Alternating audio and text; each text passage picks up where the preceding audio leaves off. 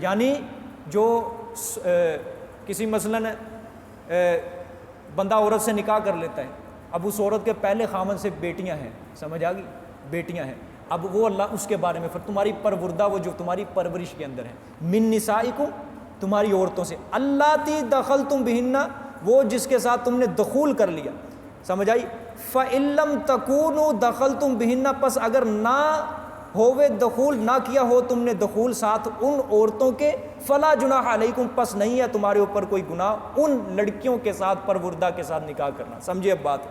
اللہ نے فرمایا تمہاری بیویاں ہیں، اگر وہ پہلے کسی خامن سے ان کی اولاد ہے، اور تم نے، اب مثال کے طور پہ زید نے کیا زینب سے نکاح، زینب کا پہلے نکاح تھا عمر کے ساتھ، زینب کا عمر کے ساتھ اولاد تھی، بیٹی تھی کوئی، سمجھ آئیے، اب وہ عمر ہو گیا فوت، زینب نے جب عدت گزاری، اس نے زینب نے نکاح کیا زید کے ساتھ، اب زید کے لیے اللہ حکم دے رہے ہیں، کیا حکم ہے؟ زید کے لیے حکم یہ ہے کہ اب یہ جو اس کی پروردہ ہے، اگر اس نے زینب کے ساتھ نکاح کر لیا ہے تو اب اگر اس نے زینب کے ساتھ مباشرت کر لی ہے تو اب یہ جو اس کی پروردہ بیٹی ہے، بنی ہے، جو اس کی پروردہ ہے، وہ اس کے لیے کیا ہو جائے گی؟ حرام ہے۔ اگر اس نے زینب کے ساتھ مجامعت، مباشرت نہیں کی، نکاح کے بعد فوراً طلاق ہو گئی، سمجھ آئی، یا زینب مر گئی، تو اب جو اس کی پروردہ ہے نا، جو اس کی گود کے اندر آئی تھی، اب اس کے ساتھ یہ نکاح کر سکتا ہے، کیونکہ زینب کے ساتھ اس کی مباشرت نہیں ہے۔ سمجھ آ گئی کہ نہیں بات؟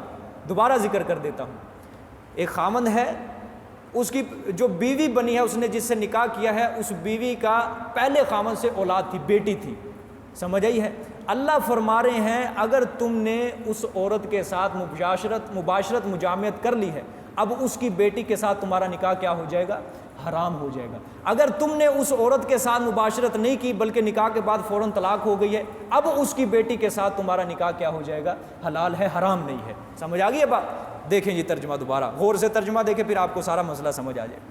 وَرَبَائِبُكُمُ اللَّاتِي فِي حُجُورِكُم مِّن نِّسَائِكُمُ اللَّاتِي دَخَلْتُم بِهِنَّ، اور تمہاری پروردہ وہ جو تمہاری گود میں ہے، پرورش میں ہے، من نسائکم تمہاری بیویوں سے، اللَّاتِي دَخَلْتُم بِهِنَّ وہ جو تم نے دخول کر لیا ساتھ ان کے، سمجھ آ گئی، وہ تمہارے لیے کیا ہے؟ حرام ہے۔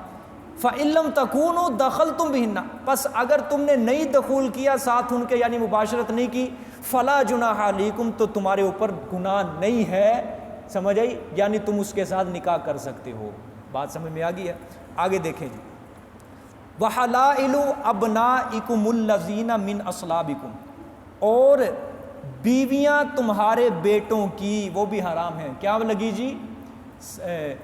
نو، سمجھ آئی، بیویاں تمہارے بیٹوں کی، الَّذِينَ مِنْ أَصْلَابِكُمْ وہ بیٹے جو تمہاری پشتوں سے ہیں، یعنی تمہارے حقیقی بیٹے جو ہیں، تمہاری پشتوں سے ہیں جو تمہارے حقیقی بیٹے، ان کی بیویوں کے ساتھ تمہارے لیے نکاح کرنا کیا ہے؟ حرام ہے، ان کی بیویوں کے ساتھ نکاح کرنا حرام۔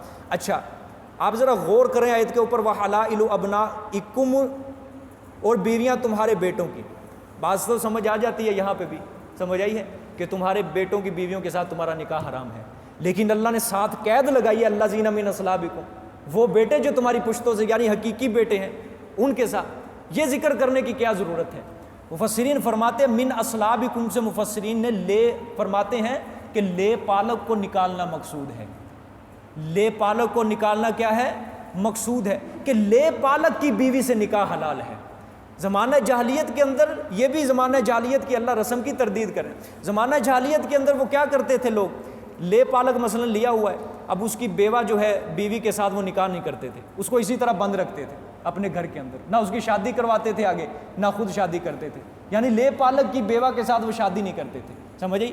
اللہ نے فرمایا تمہارے جو حقیقی بیٹے ہیں وہ ان کی بیٹیاں، ان کی بیویاں جو ہیں ان کے ساتھ نکاح حرام ہے، سمجھ آئی؟ وہ بیٹے جو تمہاری پشتوں سے، لے پالک کو اللہ نے نکالنا مقصود کیا ہے، سمجھ آئیے؟ اس کی سب سے پہلے جو رسم توڑی تھی وہ میرے پیغمبر صلی اللہ علیہ وسلم نے توڑی تھی، سمجھ آئی ہے؟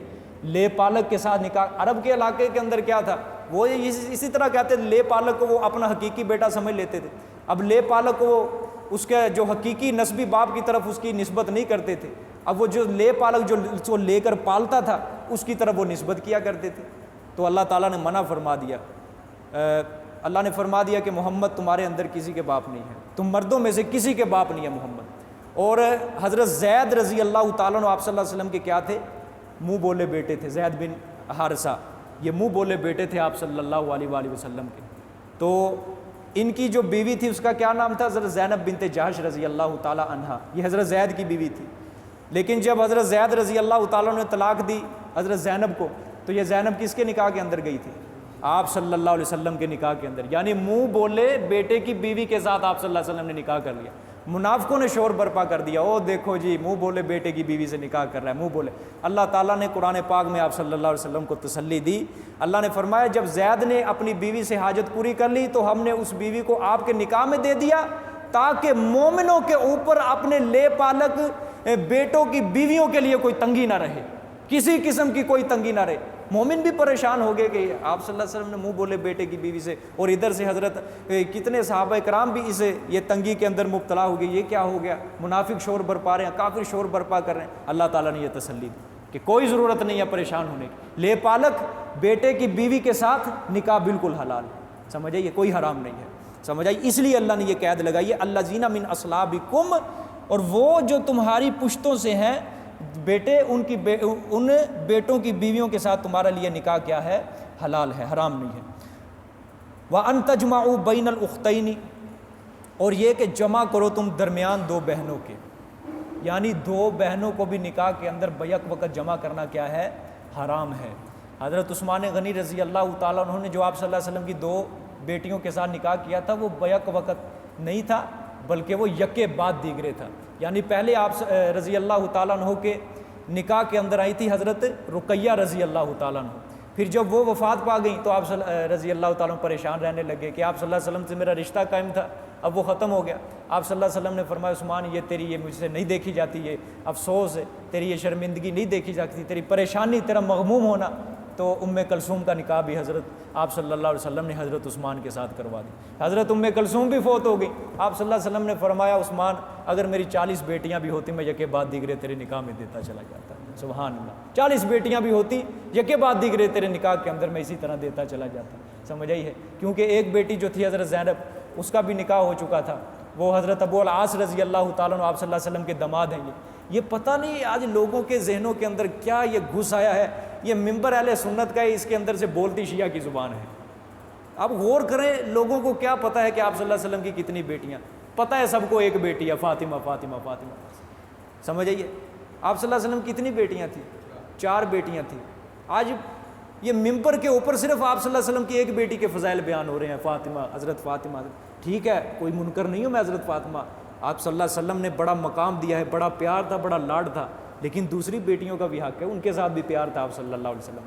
زینب سب سے بڑی بیٹی تھی، سمجھ آئی، اس کے بعد رقیہ تھی، اس کے بعد اب ام کلثوم تھی، ان کے ساتھ بھی نکاح آپ صلی اللہ علیہ وسلم، یہ بھی بیٹیاں تھیں، سمجھ آئی ہے۔ آپ صلی اللہ علیہ وسلم نے خود نکاح کروائے تھے ان کے، ٹھیک ہے کہ نہیں بات؟ اور یہ کیوں کیا گیا ہے؟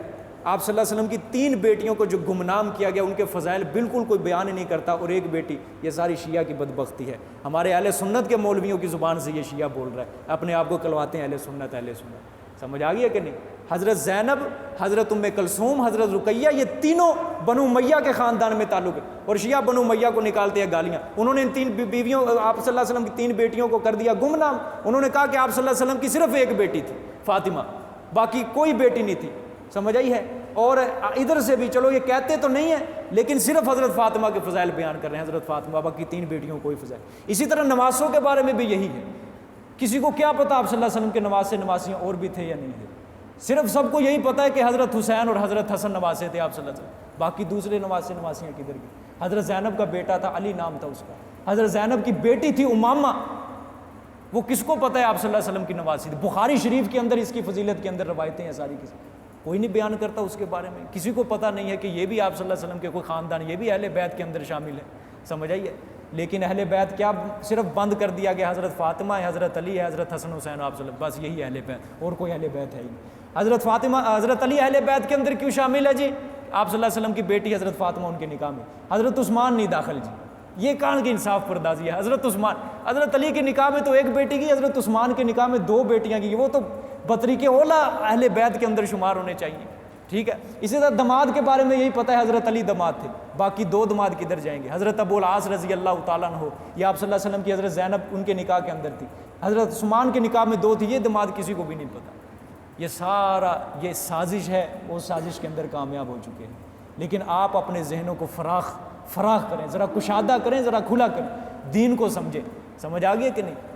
دیکھیں جی, وَأَن تَجْمَعُوا بَيْنَ الْأُخْتَيْنِ, اور یہ کہ تم جمع کرو 2 بہنوں کے درمیان, نسباً یا رضاعً, نسبی اعتبار سے بہنوں کو جمع کر لو یا رضاعی اعتبار سے بالکل ناجائز ہے, تمہارے لیے حرام ہے نکاح کرنا. سمجھے؟ 2 بہنوں کو نکاح میں جمع کرنا بھی کیا ہے؟ حرام ہے. یہ حکم سب کو شامل ہے.